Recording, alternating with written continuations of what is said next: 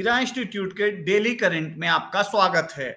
पहला प्रश्न है, किसे भारत के 49वें मुख्य न्यायाधीश के तौर पर नियुक्त किया गया है? 4 ऑप्शन आपके सामने देख रहे हैं। आइए अपन उत्तर के साथ बात करते हैं। आप कमेंट बॉक्स में आंसर बता सकते हैं। न्यायमूर्ति उदय उमेश ललित ने राष्ट्रपति द्रौपदी मुर्मू की उपस्थिति में राष्ट्रपति भवन में भारत के मुख्य न्यायाधीश के रूप में शपथ ली। वह भारत के 49वें प्रधान न्यायाधीश हैं। जस्टिस एनवी रमन्ना का सीजेआई के रूप में कार्यकाल 26 अगस्त को समाप्त हो गया। तो अगली बात, अगले क्वेश्चन के साथ अपन जाते हैं। कौन लुसाने डायमंड लीग 2022 जीतने वाले पहले भारतीय खिलाड़ी बने? 4 ऑप्शन आपके सामने दिख रहे हैं। आपको पता है, जेवलिन थ्रो के महान खिलाड़ी Neeraj Chopra Lausanne diamond league 2022 जीतने वाले पहले भारतीय खिलाड़ी बन गए हैं। नीरज चोपड़ा ने 89.08 मीटर के अपने पहले थ्रो के साथ लुसाने डायमंड लीग पर जीत हासिल की।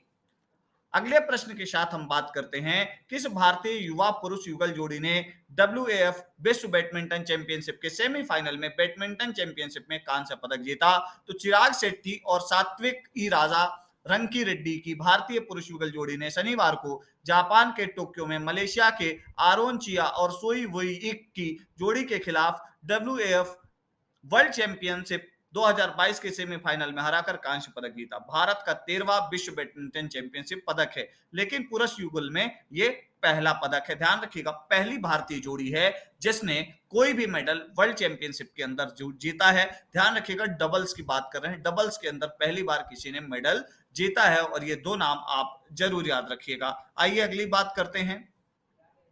हाल ही में किस देश के कोर्ट ने प्रधानमंत्री को पद से निलंबित कर दिया है? ये बहुत इंपॉर्टेंट क्वेश्चन है, स्टार लगा लीजिएगा। थाईलैंड की अदालत ने प्रधानमंत्री प्रायुथ चान ओच को कार्यभार से मुक्त कर दिया है। अब उप प्रधानमंत्री प्रवीत वोंगसुवन पदभार संभालेंगे।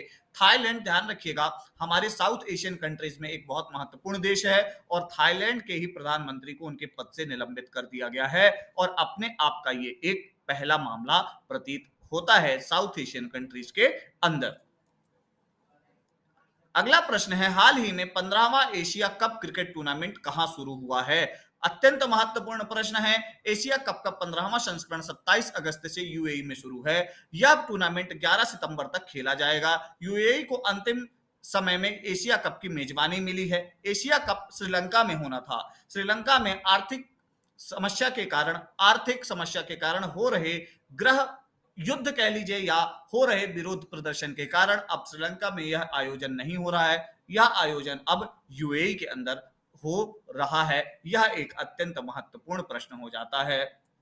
अगला प्रश्न है, हाल ही में पूरी दुनिया में अकेले उड़ान भरने वाले सबसे कम उम्र के व्यक्ति कौन बने? इस क्वेश्चन को भी आप स्टार लगा लीजिएगा। 4 ऑप्शन आपके सामने हैं। 17 वर्षीय मैक रदरफोर्ड ने पूरी दुनिया की अकेले उड़ान भरने वाले सबसे कम उम्र के पायलट के मौजूदा विश्व रिकॉर्ड को तोड़ दिया है। बुल्गारिया से उन्होंने अपनी यात्रा प्रारंभ की और यहीं पर लैंड किया। उनकी उपलब्धि को Guinness book of world records में जगह मिली है। तो ध्यान रखिएगा, मैक रदरफोर्ड का नाम अत्यंत महत्वपूर्ण है। अगला प्रश्न है, सैयद सिब्ते रजी का हाल ही में निधन हो गया। वह किस राज्य के पूर्व राज्यपाल थे? सैयद सिब्ते रजी वर्तमान में झारखंड के राज्यपाल थे। श्री रमेश बैस हैं जो कि 7 जुलाई 2021 से इस पद पर हैं। क्लियर हो गई बात। सैयद सिब्ते रजी, ध्यान रखिएगा, झारखंड के पूर्व राज्यपाल हैं। देखिए, झारखंड के राज्यपाल इस समय बहुत ज्यादा चर्चा में हैं। झारखंड के पूर्व राज्यपाल रही द्रौपदी मुर्मू इस समय भारत की राष्ट्रपति हैं और श्री रमेश बैस इस समय वर्तमान में झारखंड के क्या हैं? राज्यपाल हैं। और सैयद सिब्ते रजी झारखंड के पूर्व राज्यपाल रह चुके हैं। तो इन महत्वपूर्ण प्रश्नों के साथ अपन आगे बढ़ते हैं अगले प्रश्न के साथ। हाल ही में अबू धाबी मास्टर्स शतरंज टूर्नामेंट किसने जीता? और अबू धाबी मास्टर्स शतरंज टूर्नामेंट जीतने वाले हैं अर्जुन एरिगासी। अर्जुन एरिगासी बहुत महत्वपूर्ण शतरंज खिलाड़ी हैं, ग्रैंड मास्टर हैं। और आपको मैं बता दूं, विश्वनाथन आनंद और कार्तिकेयन इस समय बहुत ज्यादा चर्चा में हैं। और फीडा का आप लोगों को पता होगा कि वाइस चेयरमैन किसको बनाया गया है? विश्वनाथन आनंद को। सभी भी एक न्यूज आए, आप उससे रिलेटेड और न्यूज जरूर पढ़ा करें। आइए अगली बात करते हैं। अगर आपने अभी तक लाइक नहीं किया, सब्सक्राइब नहीं किया, शेयर नहीं किया तो हमारे चैनल को लाइक, सब्सक्राइब, शेयर और जरूर करें। आइए अगले प्रश्न के साथ बात करते हैं। हाल ही में विश्व जल सप्ताह 2022 कब से शुरू हुआ? चार ऑप्शन आपके सामने हैं। देखिए, विश्व जल दिवस कब मनाते हैं, पहली बात तो हम ये करते हैं, तो 22 मार्च को विश्व जल दिवस मनाने के पश्चात अब हम विश्व जल सप्ताह मनाने जा रहे हैं। एक सप्ताह चलने वाले वैश्विक जल सम्मेलन प्रत्येक वर्ष 23 अगस्त से 1 सितंबर तक मनाया जाता है। तो 23 अगस्त से लेके 1 सितंबर तक celebrated the week water week. Clear हो गई बात, वर्ल्ड वाटर वीक। और वर्ल्ड वाटर डे कब होता है, तो 22 मार्च। यह बात आपको ध्यान में रखनी है। आइए अगले प्रश्न की बात करते हैं। अगला प्रश्न है, 5 बार के विश्व चैंपियन मैग्नस कार्लसन को लगातार तीसरी बार किसने हराया है। और ये प्रश्न अभी मैं बता रहा था शतरंज के अंदर महत्वपूर्ण है।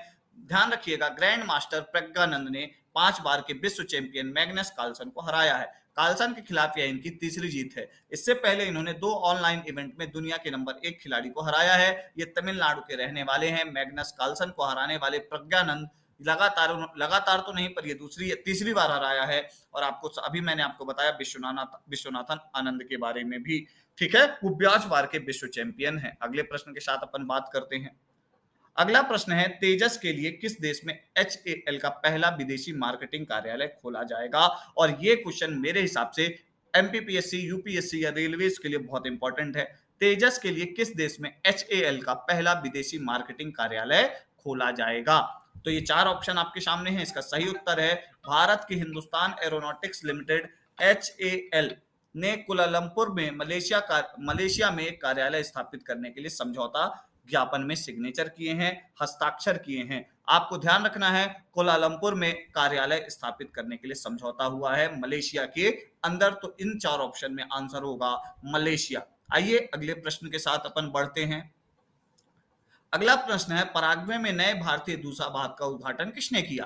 तो भैया आपके सामने 4 ऑप्शन है। तो पराग्वे में विदेश मंत्री एस जयशंकर, क्योंकि वो इस समय कहाँ की यात्रा में है, ध्यान रखिएगा, हमारे यूरोप की यात्रा में है। और यूरोप के बाद ये दक्षिण अमेरिकी देशों की यात्रा में भी हैं। और पराग्वे में विदेश मंत्री एस जयशंकर ने भारतीय दूतावास का उद्घाटन किया और पराग्वे का दौरा करने वाले पहले विदेश मंत्री बन गए हैं एस जयशंकर। यह भी आपको पता होना चाहिए। अगले प्रश्न के साथ हम बात करते हैं।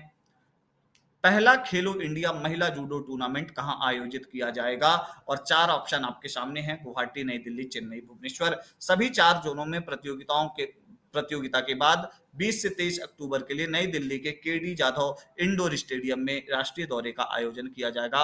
खेलो इंडिया के हिसाब से हम देखें तो खेलो इंडिया एक महत्वपूर्ण इवेंट है और इसमें अब महिला जूडो टूर्नामेंट अलग से आयोजित किया जा रहा है खेलो इंडिया के तहत। क्लियर हो गई बात।